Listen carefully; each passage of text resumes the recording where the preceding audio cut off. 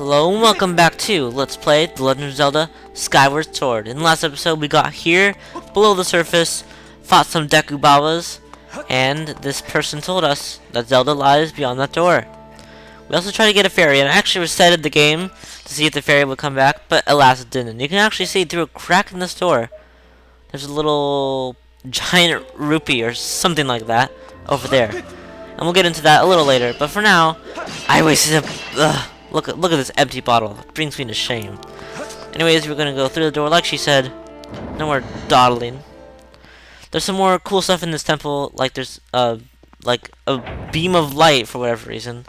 Some stuff like that. But it's not really too important yet. We'll get into that later.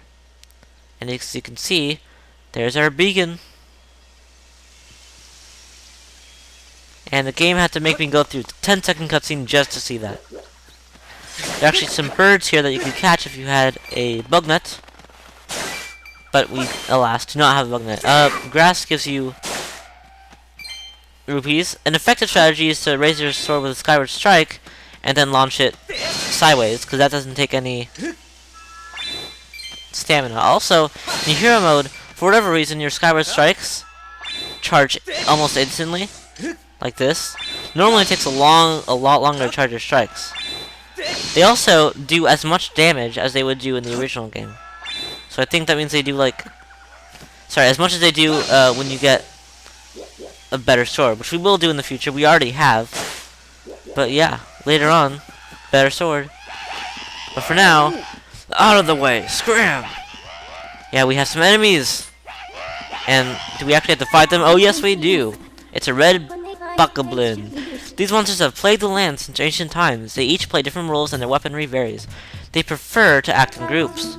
None of them are intelligent by any definition of the word. Curiously, they seem to have a mysterious obsession with fashionable undergarments. Okay. You have defeated 444. Very strong. Wonderful. So what we need to do is they're actually going to hold their weapons in front of us. We try to attack them straight away. Like this. So we need to kind of try to trick them. Slash where their weapons are not. But actually, if you hold your Skyward Strike, it does a lot more damage. It actually kills them in one hit. When it would normally take 3. Actually, not 1 hit. But a lot fewer hits. Alternatively, you can just spin attack. That'll kill a bunch of them. You can finishing strike them. Like so. Backflip. Shield. You can also wait till they attack you to hit it back at them and just kill them like that. They're not too hard. They can be hard for someone who's first starting to play the game. But for me, as you can see, I defeated 444. They're not hard at all. Just who ward those red pests? I did not expect to run into a pack of them in this peaceful forest. Same goes for you. This is the second time I've bumped into one of your kind today. I tell you, all sorts of weird things are going on lately. Yes, you must be talking about Zelda then. I am big for taking care of those guys, so let me tell you something fascinating.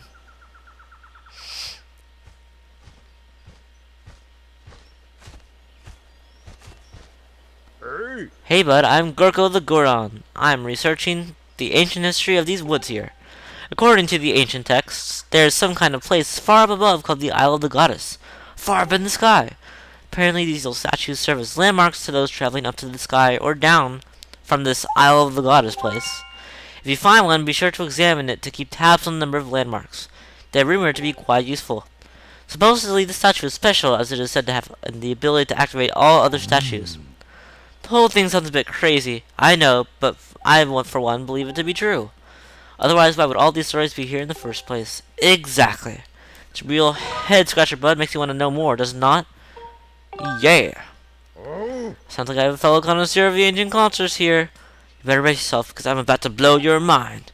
So get this, people actually live on here, and they get around by flying on the backs of huge birds that are way bigger than birds on here. Yes, we know all of this. We are from the sky. Everyone reveres the goddess. They all live in perfect society, free of conflict or happiness. Not only that, but it's way more advanced than ours down here. But it's not even stopped there, but the Isle of the Goddess is even more stuff to marvel at. The place was crafted by the goddess herself, so it has filled with wonders. The pillars are made of gold, and an endless spring of mystical water feeds the river. Not quite, just a waterfall.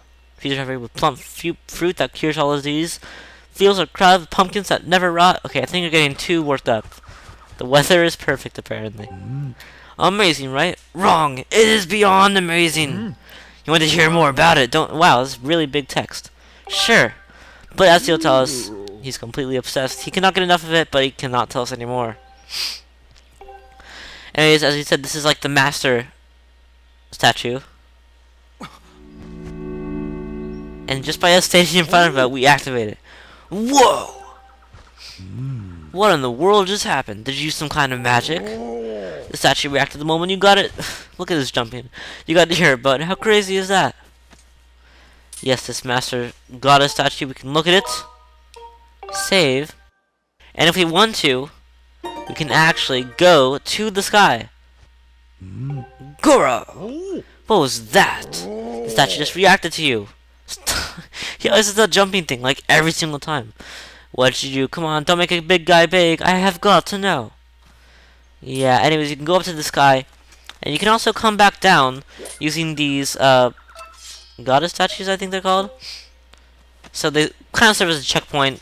You can save, and you can go up to the sky, come back down, all that sort of good stuff. And that actually will activate the goddess statue we saw before, when we first got to the sealed grounds, that I said, oh, we can save, but we actually couldn't. But now we can. Not complicated at all. Anyways, let's roll this log. Which apparently gives cause for Zelda jingle. And now that we know that we're here, we can remove our marker, like so. And actually on your map, Master Bird statues will show up as orange. Ones that you can warp to, smaller ones will show up as blue. So there you go. And they're actually called bird statues, not goddess statues. So anyways, let's go into the woods.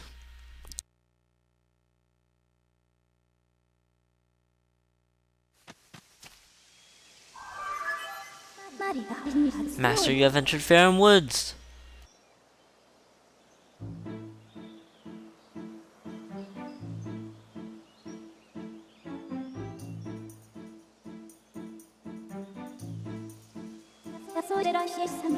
The plentiful water in this region clearly sustains a large diversity of flora, including this massive tree.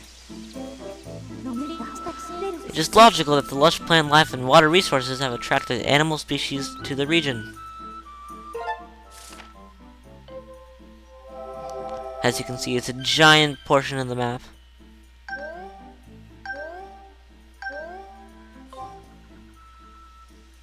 And here we are. Looking at the probabilities, it is extremely likely that Zelda is somewhere in this area. I recommend you continue to use your dowsing ability to search for her. Okay, Fee, so here we are in Faron Woods. And yes, she wants us to douse for her, but as we can see, we have to go forward.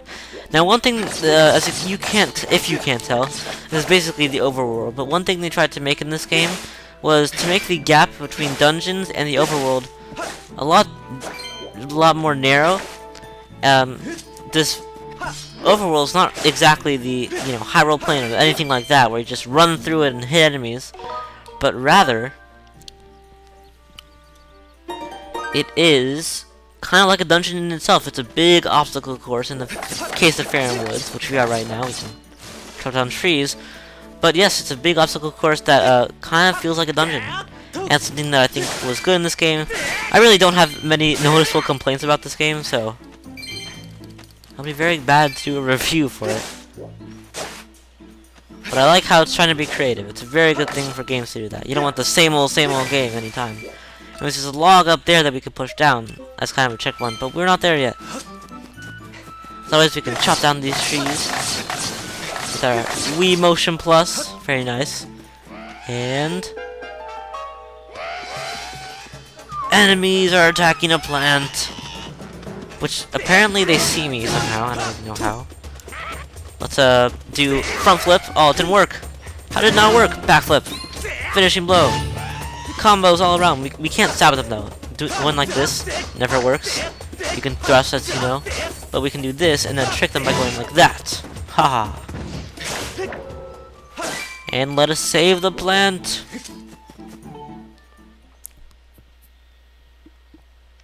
What? Yes, it can move. Don't be alarmed. Huh? It's gone quiet. Kikwis! Now there's a green one! I didn't even know they came in green! Oh, yes, they do. Don't hurt me, Queep.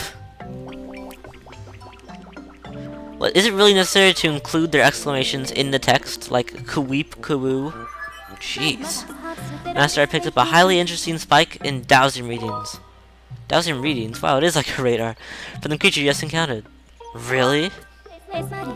Yes, Master, based on the creature's characteristics I must complete, it is peaceful, forest-dwelling called a Kikwis.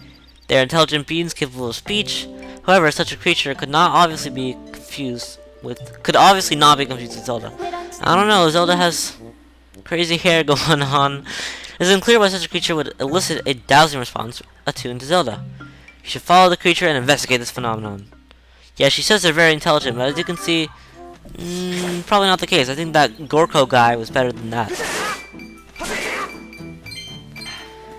Anyways, let's run up the hill, which is, you can't actually walk up it. You have to run up it. It looks like quicksand is going on here. Run, Link, run! And once we get up here, we can just run past everything. Try to find that Kikwis that we saw before. Who's right there? That wasn't hard.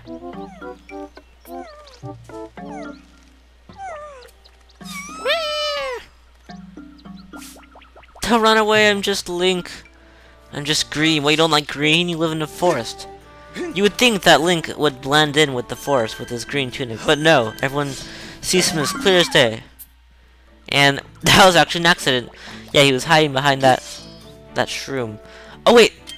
Should I guess I will. You got some mushroom spores. These spores are from a giant mushroom.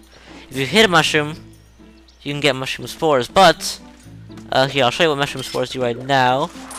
All you do is, if you use them on an enemy, the enemy will become confused, right? Maybe not. But, anyways, if you hit this kind of mushroom spore, the sparkly one, which this guy was hiding behind as well, which I accidentally saw, you're supposed to use your dowsing, but I'm just all that cool. You get glittering spores. And it's actually, I think, yes, a 5-time use that stunts any enemy. So I never actually use it. I don't know anyone who does. But if you do use it, it stuns any enemy you touch, and it's a 5-time use, so it's a really unique item. Anyways, let's try to find this Kikwis thing. And it's right behind that tree. Run, Link. Nowhere to run. No. It spotted me again. I'm talking to myself. Quee. Dot. Huh? You don't wanna eat me? Quee, ain't come to think of it. Why'd you fight off all those red monsters? Because I have a sword. Keep leap. I'm Machi, a Kikwis. You seem okay, even though you're scary. Link is not scary. He has. Look at these looks going on with the fashionable tunic and pants. That's weird. A little while ago, I ran into another funny animal like you, but this one was a girl. Ooh. What's a Zelda? I don't know who this girl was, Kikwis, but she was in a bunch of trouble when I saw her. A pack of those mean red guys were after her, Kikwis, but she escaped with the Kikwis Elder. Oh no. And Fee just scares the living daylights out of him. Master, we have obtained new information on Zelda's current status. What is he doing to her foot? That looks really weird. And why can't Fee just stand on the ground? She just has to float an inch above it. This information indicates that she was assailed by monsters that somehow evaded capture. However, I infer that she is still in significant danger. I have marked the position of the Kikwis known as Machi. Please confirm your current location. Yep. Furthermore, my analysis suggests that the Kikwis most likely produced a false positive dowsing reaction due to previous direct contact. Yes, the Kikwis said he saw Zelda. And the Kikwis Elder will also generate a dowsing reaction for the same reason. Only 85% chance though.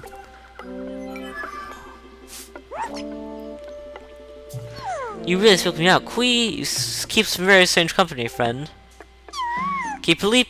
It sounds like you're staying on finding this friend and the Elder, if you're heading that way. Anyways, would you mind telling our Elder that I'm safe? Sure.